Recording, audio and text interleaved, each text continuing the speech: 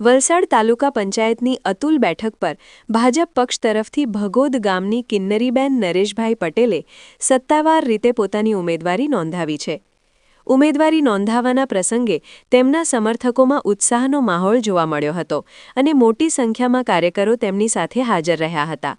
કિન્નરીબેન નરેશભાઈ પટેલ અગાઉ પણ ભાજપના ઉમેદવાર તરીકે અતુલ બેઠક પરથી ચૂંટણી લડી ચૂક્યા છે અને વિજયી રહ્યા હતા।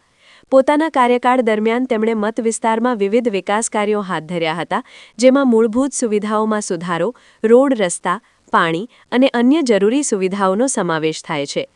તેમની કામગીરીને સ્થાનિક લોકો તરફથી સારો પ્રતિસાદ મળ્યો હતો। તેમની અગાઉની કામગીરી અને લોકપ્રિયતાને ધ્યાનમાં રાખીને ભાજપ પક્ષે ફરી એક વખત તેમને ટિકિટ આપીને વિશ્વાસ વ્યક્ત કર્યો છે। અતુલ બેઠક હેઠળ અતુલ, ભગોદ અને હરિયા જેવા ગામોનો સમાવેશ થાય છે, જ્યાં કિન્નરીબેનનો મજબૂત પ્રભાવ માનવામાં આવે છે।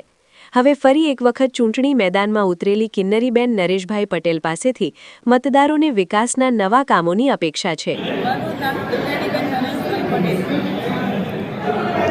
તમને જે તાલુકા સીટ મળી છે, કયા વિસ્તારમાંથી મળી છે, તમારા વિસ્તારમાં કયા કયા કામો કરશે? મારા 3 કામ આવતા છે, હરિયા ભગોડ અતુલ અગાડી બી તમ પહેલાં બી હું તાલુકા પંચાયતને મને ભારતીય જનતા પાર્ટી ટિકિટ આપી એ અરે હું પાછી જીતીને 15 વર્ષ પછી હું જીતીને આવી છું ને 3 ગામમાં હું ભારતીય જનતાએ જે રીતે આવી છે તે બધા કામ કર્યા છે।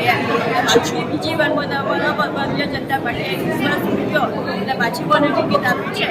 જે અધૂરા કામ બાકી છે એ હું શાંતિપૂર્વક અને સમજદારીથી બધા કામ પૂરા કરીશ।